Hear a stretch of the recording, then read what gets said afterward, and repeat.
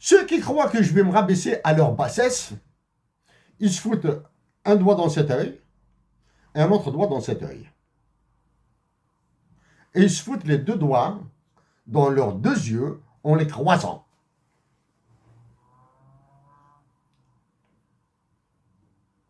Il est hors de question pour moi d'être dans les séquentiels avec vous.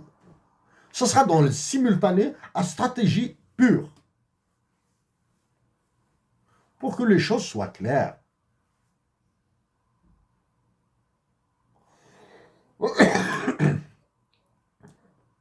Ce que je recommande aux Algériens, à toute la nation algérienne et la partie patriote de la nation algérienne, pas la partie voyou de la nation algérienne,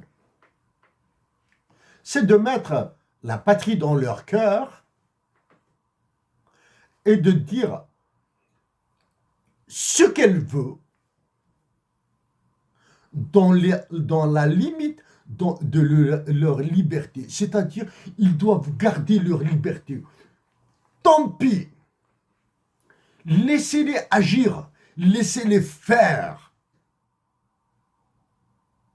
Ils sont en train d'aller droit dans leur propre mur.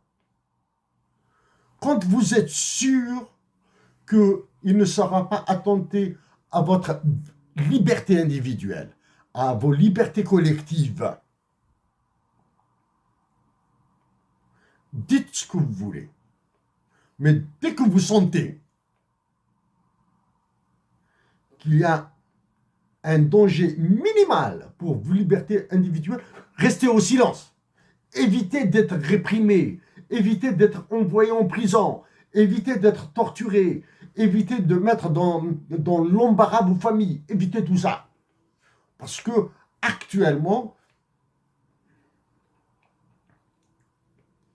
l'espoir, il est très faible.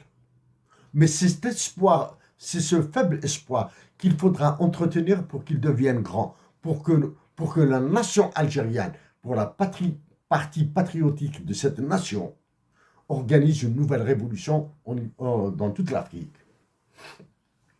Donc, pour cette histoire de voiture, d'avion,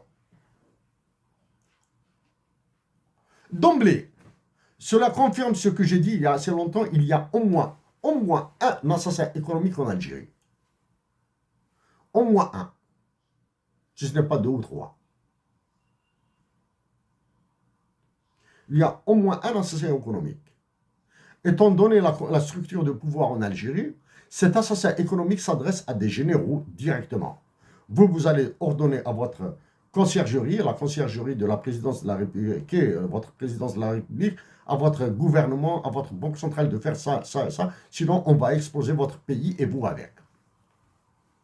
Donc les ordres actuellement viennent de l'état-major via au moins un assassin économique. Ça c'est le matla.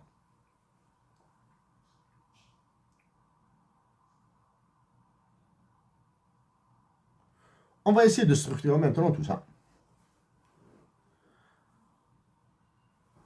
Comme je l'ai dit, ce sera à l'américaine. Ce sera à l'américaine. Il y en a marre. Il y en a marre dans les angles arrondis à la française, etc. etc. Abslam est un ami à moi. Je vous le présente d'abord pour que vous ayez une idée sur la personne à qui je m'adresse. Abslam est un ami à moi. Actuellement, il va sur sa cinquantaine. Il va sur sa cinquantaine. Physiquement, il est imposant. Du moins, une bonne corpulence physique. Son défaut est dans sa qualité. Il est hyper nerveux. Hyper nerveux. Mais quand il joue au domino avec moi, même s'il s'énerve, moi aussi je m'énerve, un peu moins que lui, il reconnaît ses erreurs. Oui, j'ai fait une erreur dans ce jeu, etc., etc. Sa nervosité l'empêche d'avoir son permis de conduire. Abslam Du moins, jusqu'à il y a une dizaine d'années, il n'avait pas de permis de conduire.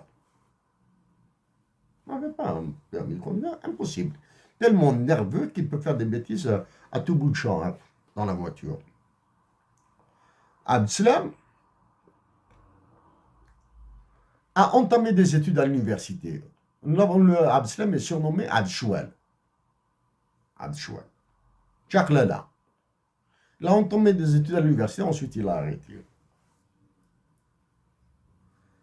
Abdeslam, actuellement, est un businessman. Voilà, disons, homme d'affaires. Businessman. Pour moi, c'est plus un artisan dans la poterie à Matras.